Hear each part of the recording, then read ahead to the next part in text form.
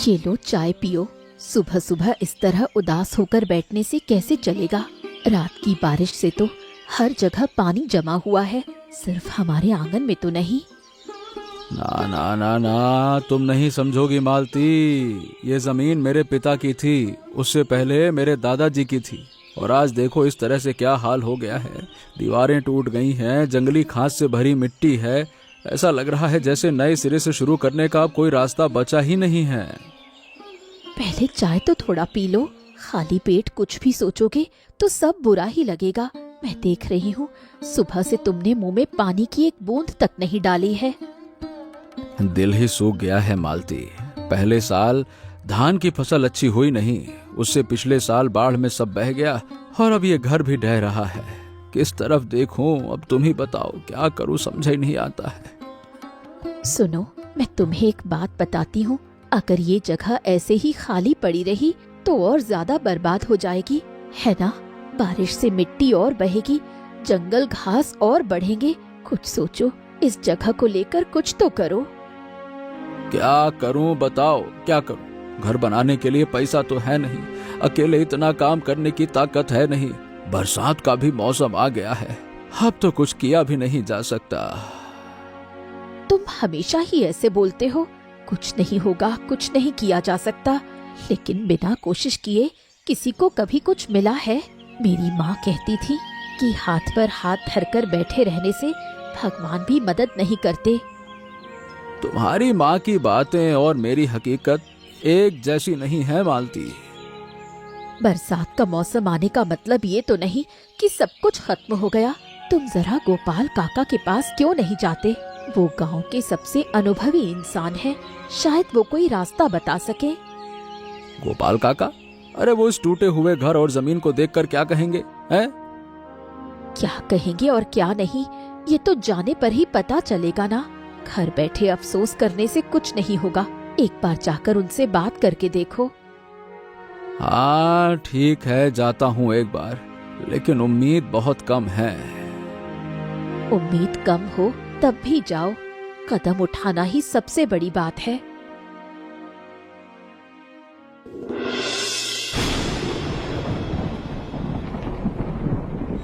हरिपद, तू इस जगह को टूटा हुआ और बेकार कह रहा था ना, लेकिन यहाँ खड़ा होकर एक नई उम्मीद देख रहा हूँ। इस मिट्टी को देख, बारिश की वजह से कितनी नरम हो गई है। इस मिट्टी में अगर आज बीज डालेंगे ना तो अंकुर फूटने में देर नहीं लगेगी। काका, आप कहना क्या चाहते हो? मतलब इस टूटी फूटी जगह पर भला क्या हो सकता है? अरे मैंने मिट्टी को हाथ में लेकर देखा है, ये जलोढ़ मिट्टी है हरी। तुझे पता है पहले तेरे दादाजी इस जगह पर कितनी तरह की फल और सब्जियां उगाते थे, मैंने अपने बचपन में देखा है। दादाजी की बातें मुझे धुंधली धुंधली सी याद है, वो तो बहुत पहले चले गए।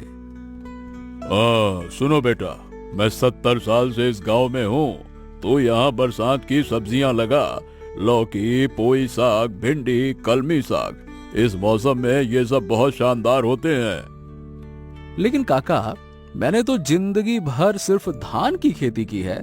सब्जी का बगीचा कैसे बनाते हैं ये मैं ठीक से नहीं जानता। धान और सब्जी की खेती में तो जमीन आसमान का फर्क है काका। अरे सब कुछ पहले से सीख कर कोई शुरू नहीं करता हरी। क्या माँ के पेट से सीख के आया था खेती? तूने भी धान की खेती कभी न कभी तो सीखी होगी ना। करते करते सब सीख जाते हैं। इतना कोई कठिन नहीं है। इस गांव में नयन है ना, उस लड़के ने सब्जी की खेती के बारे में बहुत पढ़ाई की है। जरा उसे बुला, वो तेरी मदद करेगा। नयन? अरे क्या वो मेरे साथ काम करने को तैयार होगा? वो तो खुद अपने लिए काम ढूंढ रहा है काका। अरे तू उससे पूछ कर तो देख, सब कुछ तुझे ही पता है जैसे। हाँ नहीं तो क्या समझाऊं। सुन, उस लड़के के मन में काम करने का बहुत जुनून है, सपने बड़े हैं उसके, लेकिन उसके पास मौका या जमीन नहीं है। तेरे पास जमीन है लेकिन जानकारी नहीं है। दोनों मिलकर करोगे तो दोनों का फायदा होगा। टूटी हुई जमीन भी एक दिन सोने का खेत बन सकती है, ये बात याद रखना। आपकी बातें सुनकर मन में थोड़ा हौसला तो आ रहा है काका। ठीक है, लेकिन क्या सच में इस जमीन पर कुछ हो पाएगा? मतलब अरे तू भरोसा रख हरी, अब मिट्टी कभी इंसान को धोखा नहीं देती है। तू मिट्टी से प्यार कर, मिट्टी तुझे सब कुछ लौटा देगी, समझा? अरे सच तो ये है मालती कि पत्नी की बात समझने में हर मर्द को थोड़ा वक्त लगता है। काका, आपने कहा है इसलिए ये सुनेंगे। मेरी बात तो ये कब सुनते हैं।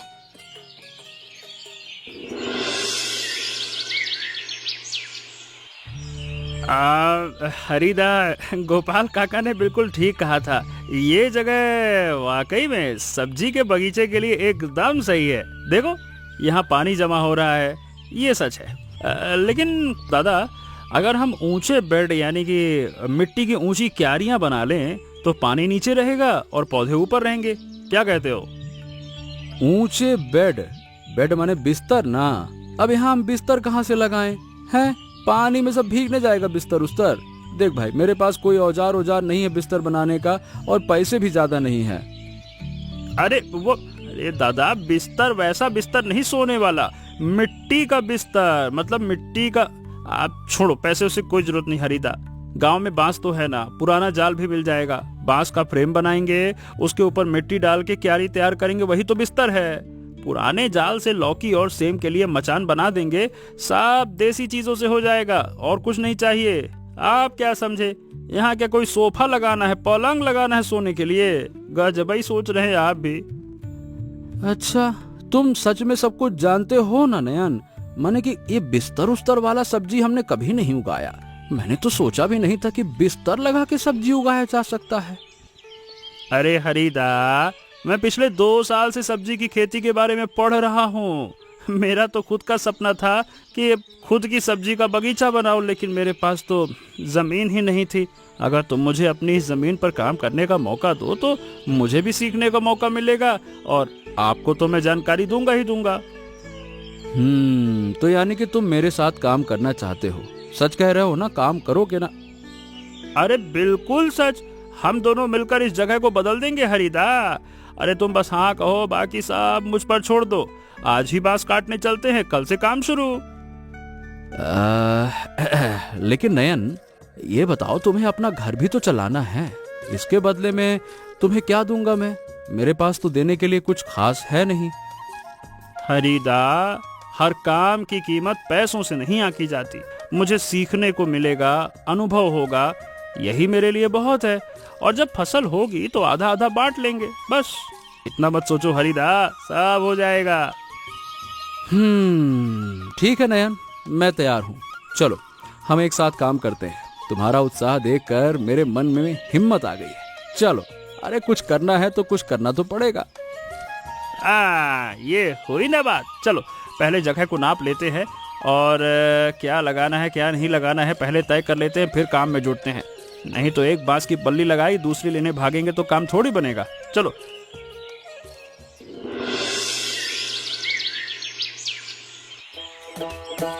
नयनदा, कितनी सुंदर क्यारियां बना रहे हो। मैं कुछ बीज लाई हूँ, देखो काम आएंगे क्या? दिखाओ जरा, कौन सा बीज लेकर आई हो झिलिक? हमारे घर की लौकी और पोई साग के बीज हैं। पिछले साल हमारे घर में इतनी लौकी हुई थी कि पूरे मोहल्ले को बांटने के बाद भी खत्म नहीं हुई। इन बीजों को मैंने संभाल कर रखा था, और पोई साग का बीज भी बहुत अच्छी क्वालिटी का है। गहरे हरे पत्ते होते हैं, पकाने पर बहुत स्वादिष्ट लगते हैं। सच में? इतने अच्छे बीज? वाह, तुमने बहुत बढ़िया काम किया झिलिक। इन्हें इस क्यारी में लगाएंगे तो बहुत अच्छा होगा। तुम्हारा बहुत बहुत धन्यवाद। धन्यवाद नहीं दोगे तो भी चलेगा, लेकिन एक बात कहूँ, पौधों को देखभाल की जरूरत होती है। सिर्फ बीज लगा देने से काम नहीं चलेगा, रोज देखना पड़ेगा। मैं अपने घर के पौधों को रोज सुबह देखती हूँ। कोई पत्ता पीला तो नहीं पड़ रहा, कहीं कीड़े तो नहीं लग रहे। तुम इतना ध्यान रखती हो झिलिक, लड़की होकर पौधों के बारे में इतना सोचती हो। हरिदा, पौधों के बारे में सोचने के लिए लड़का या लड़की होना जरूरी नहीं है। मेरी माँ ने मुझे बचपन से सिखाया है कि पौधे बेज़बान बच्चे की तरह होते हैं। उनका अपना कोई मुंह नहीं होता बोलने के लिए, इसलिए हमें ही उनका ख्याल रखना पड़ता है। क्या तुम हमारे साथ काम करोगी? तुम्हें तो पेड़ पौधों का बहुत अच्छा अनुभव है। सब्जी के बगीचे में भी मेरी बहुत रुचि है। अगर आप लोग चाहें तो मैं मदद कर सकती हूँ। खासकर पौधे तैयार करने और उन्हें लगाने के काम में मैं अच्छी हूँ। तब तो बहुत ही अच्छा होगा। तुम आओ और हमारे साथ काम करो। अरे जितना ज्यादा हाथ होंगे ना, काम उतनी ही जल्दी होगा। ठीक है हरिदा, मैं कल से कुछ छोटे पौधे तैयार करके लाऊंगी। भिंडी के पौधे मैं खुद तैयार करूंगी। जब वो थोड़े बड़े हो जाएंगे तो यहाँ लगा देंगे।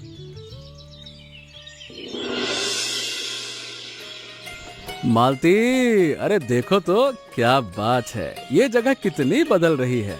उस दिन जब तुमने कुछ करने को कहा था ना, सही बताए मालती, तब तो मैंने सोचा भी नहीं था कि ये सब इतना सुंदर हो जाएगा। नया लड़का सच में बहुत अच्छा काम करता है। मैंने तो पहले ही कहा था, कोशिश करने से सब कुछ मुमकिन है। कितनी सुंदर क्यारियां बनी हैं, पौधे भी लग चुके हैं। हाँ, झिलिक लड़की भी बहुत अच्छी है। अपने घर से बीज ला कर दे दिए, पौधे तैयार करके दिए। वाह, गांव के लोग जब इस तरह साथ खड़े होते हैं तो सच में मन में बहुत ताकत आ जाती है।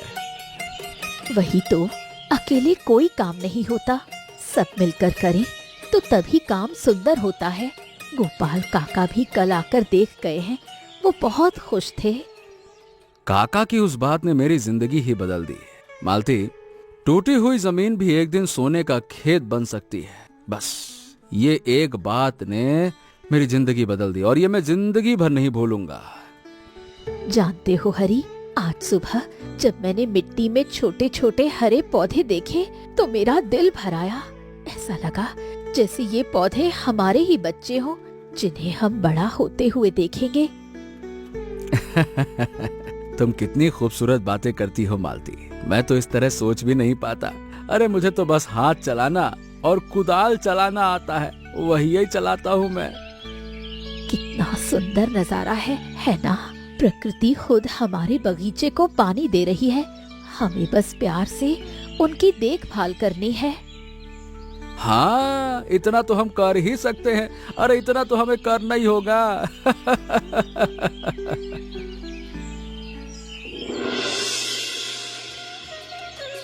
नयनदा, तुम इन पौधों को इस तरह क्यों लगा रहे हो? पूर्व दिशा में लगाओगे तो सुबह की धूप मिलेगी और पौधे बहुत अच्छे होंगे। भिंडी के लिए धूप बहुत जरूरी है। अरे झिलिक, मैं सोच समझ कर ही इसे इस तरफ ला रहा हूँ। इस तरफ की मिट्टी थोड़ी सी ऊंची है, पूर्व तरफ की मिट्टी नीची है।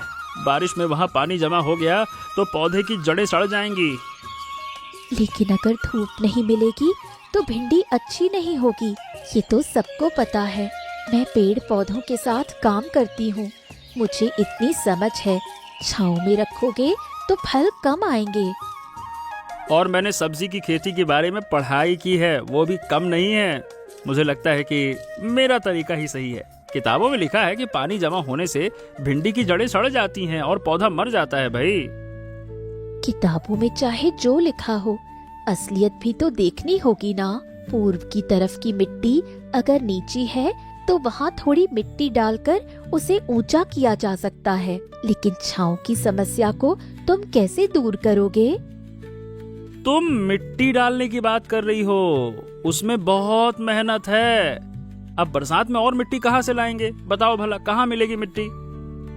तुम्हारा तरीका सही हो सकता है, लेकिन मेरी बात भी तो सुनो।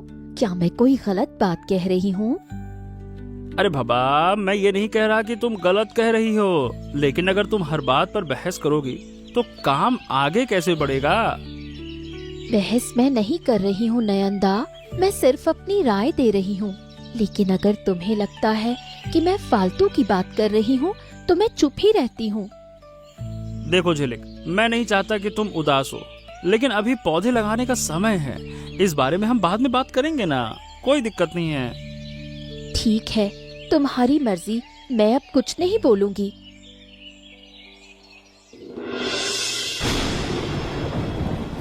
अरे बाप रे बाप, मालती, देखो तो सही कैसी भयानक बारिश हो रही है। बगीचे के छोटे छोटे पौधे बचेंगे ना बचेंगे पता नहीं। इतनी मेहनत से लगाए पौधे और ये बारिश भी, क्या बताऊं। बारिश थोड़ी कम होने दो, फिर देखा जाएगा। नहीं मालती, नहीं नहीं नहीं, पौधे अगर पानी में झुक कर गिर गए ना तो सब बर्बाद हो जाएगा। मैं एक बार जरा देख कर आता हूँ, बारिश में भीगने से क्या होगा। पौधों का बचना जरूरी है, मेरे भीगने से क्या होगा, वो तो सूख जाऊंगा मैं। तो फिर मैं भी तुम्हारे साथ चलूंगी, अकेले मत जाओ। अच्छा ठीक है, चलो आ जाओ। देखो, इस तरफ के पौधे ठीक हैं, लेकिन उधर के कुछ पौधे झुक गए हैं। चलो हम मिट्टी दबाकर उन्हें सीधा कर देते हैं। हाँ तुम ठीक कह रही हो, चलो जल्दी करो। सुबह नयन को खबर दे दूंगा, वो आकर बाकी का ठीक कर देगा। हरी, उस पश्चिम दिशा वाले भिंडी के पौधों को देखो, कई पौधे झुक गए हैं और उनकी जड़ों से मिट्टी बह गई है। हाँ हाँ देख रहा हूँ, ऐसा लग रहा है कि इसी तरफ सबसे ज्यादा नुकसान हुआ है। पूर्व दिशा के पौधे इसकी तुलना में बेहतर हैं। देखो हरी, बारिश तो आएगी ही।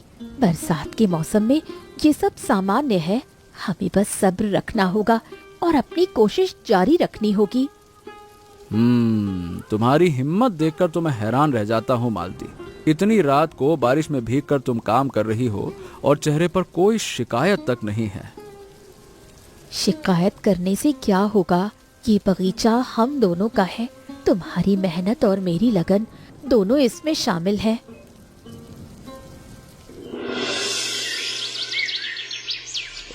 नयन, सुना है कि रात की बारिश में कुछ पौधे खराब हो गए।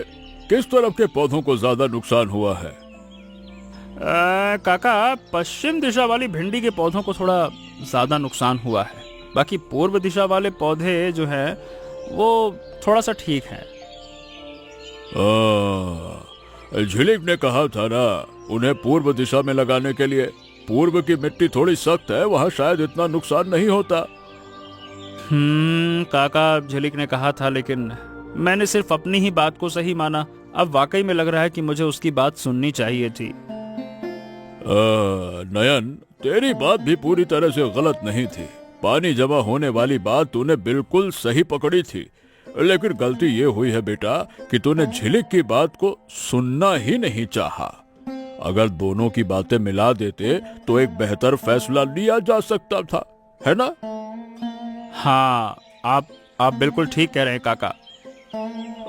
देखो बेटा, पौधों की तरह इंसानों को भी एक दूसरे के सहारे की जरूरत होती है। पौधा अकेला नहीं बढ़ता, उसे मिट्टी, पानी और धूप चाहिए होता है।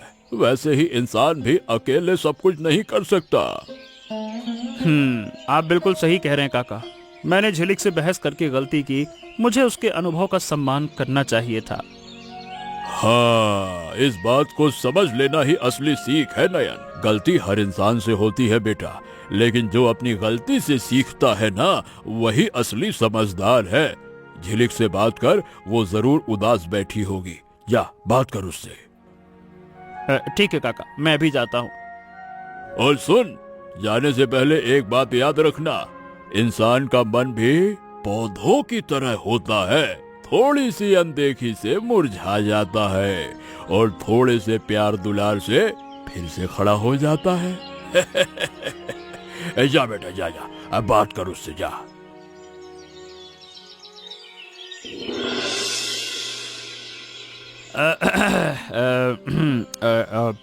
झिलिक, उस दिन तुम्हारी बात ना मानकर मैंने गलती की। तुम बिल्कुल सही कह रही थी। पश्चिम दिशा में पौधे नहीं लगाने चाहिए थे।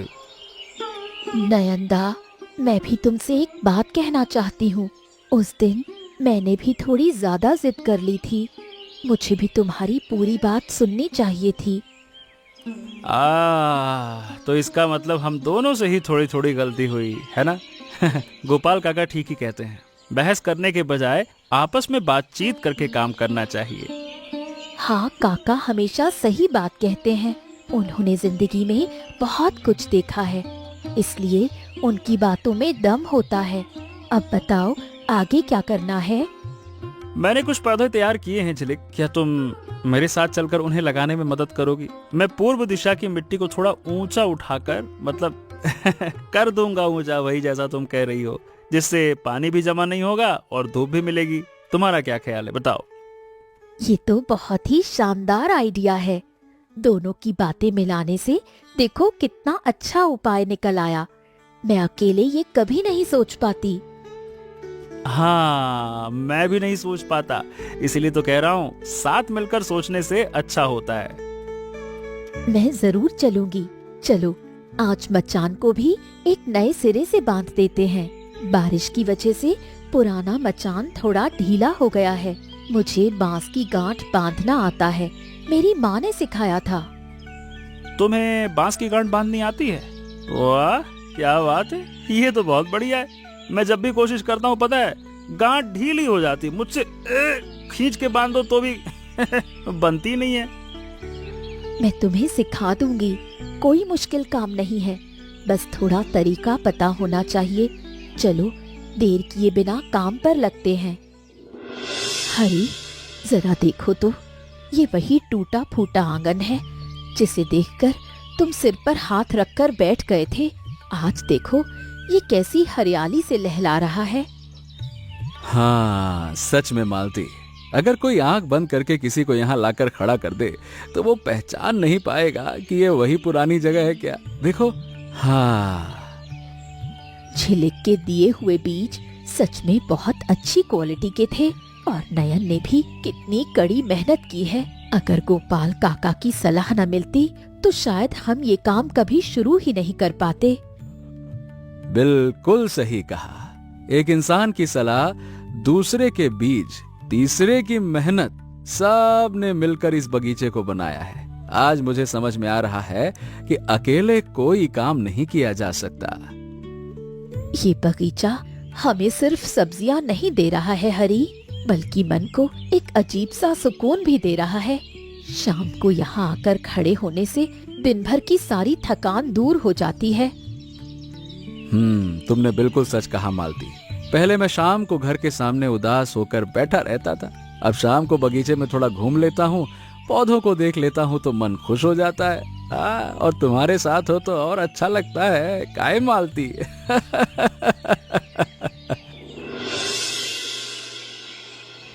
क्या हुआ, इतना उतरा हुआ चेहरा लेकर क्यों आए हो?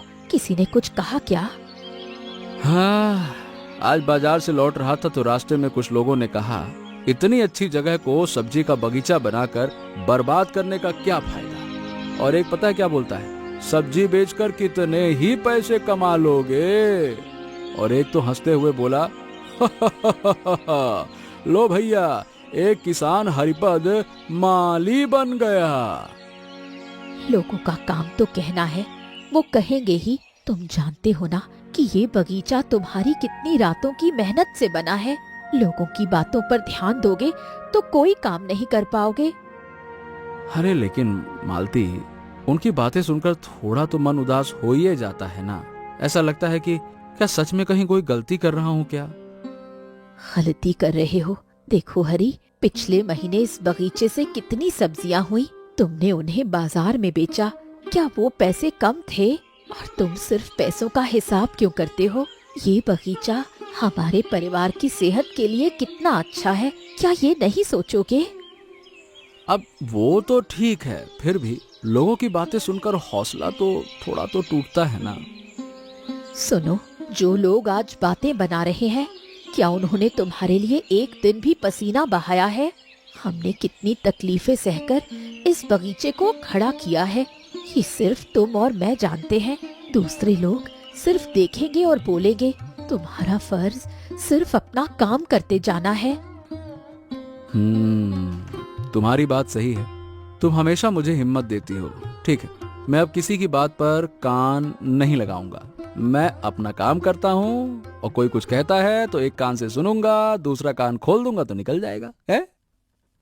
हाँ, यही मेरे हरिपद की पहचान है। अपना सिर हमेशा ऊंचा रखो। जब फसल और भी अच्छी होगी तो यही लोग आकर तारीफ करेंगे। देख लेना, जो आज हंस रहे हैं वही कल आकर पूछेंगे कि ऐसा बगीचा कैसे बनाया जाता है। अच्छा, क्या सच में ऐसा होगा? जरूर होगा, मुझे पूरा भरोसा है। हाँ काका, देखिए आपकी बात कितनी सच साबित हुई। आपने कहा था कि टूटी हुई जमीन भी एक दिन सोने का खेत बन सकती है। आज सच में ये सोने का खेत बन गई है। मैंने कुछ नहीं किया हरी, मेहनत तूने की, तेरी पत्नी ने, नयन ने और झिलिक ने की है।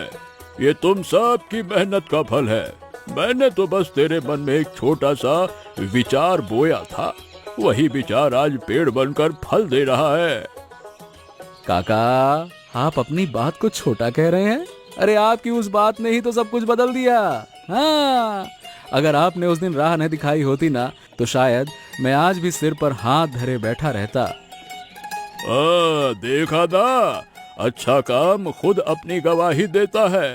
तुझे किसी के सामने कुछ साबित करने की जरूरत नहीं पड़ी। तेरे इस बगीचे ने ही सब साबित कर दिया। यही जिंदगी का सबसे बड़ा सबक है। फल देने वाले पेड़ को कभी खुद चिल्ला कर नहीं बताना पड़ता, उसके फल ही उसकी पहचान होते हैं बेटा।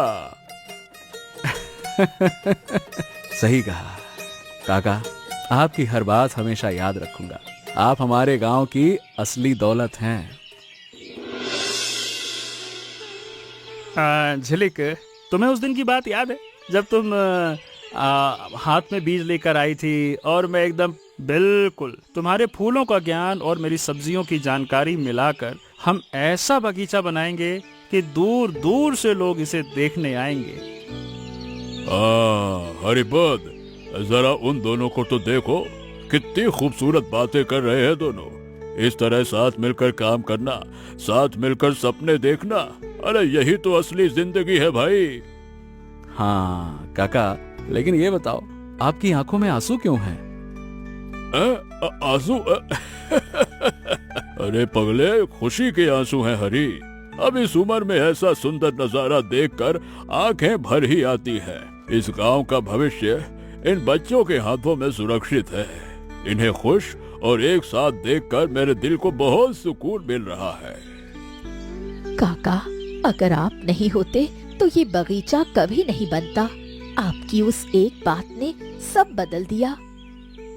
मालती, अगर तूने हरी को मेरे पास नहीं भेजा होता तो ये मेरे पास तो आता ही नहीं। असली सूत्रधार तो तू ही है। घर के पीछे रहकर जो इंसान सब कुछ संभालता है ना, सबसे ज्यादा धन्यवाद का हकदार वही होता है। काका, जो बात आप कह रहे हैं ना, सही बताऊं, मैं कभी मुंह से बोल ही नहीं पाता। लेकिन मालती जानती है कि मैं इसके बिना एक कदम भी नहीं चल सकता। अब इतनी बातें छोड़िए, चलिए सब मिलकर चाय पीते हैं। देखा हरी, जिंदगी में कोई भी चीज बेकार नहीं होती। टूटी हुई चीजों को भी जोड़ा जा सकता है और बंजर पड़ी जमीन पर भी फसल उगाई जा सकती है। बस जरूरत है थोड़े से भरोसे की, थोड़े से सब्र की और थोड़े से प्यार की। तुम सब ने मिलकर आज यही साबित कर दिया। काका, अपना आशीर्वाद हमेशा हम पर बनाए रखिएगा। अरे बेटा, मेरा आशीर्वाद तुम सबके साथ है। तुम सब हमेशा खुश रहो, आबाद रहो। जैसे ये बगीचा हमेशा हरा भरा है, वैसे ही तुम्हारी जिंदगी भी हमेशा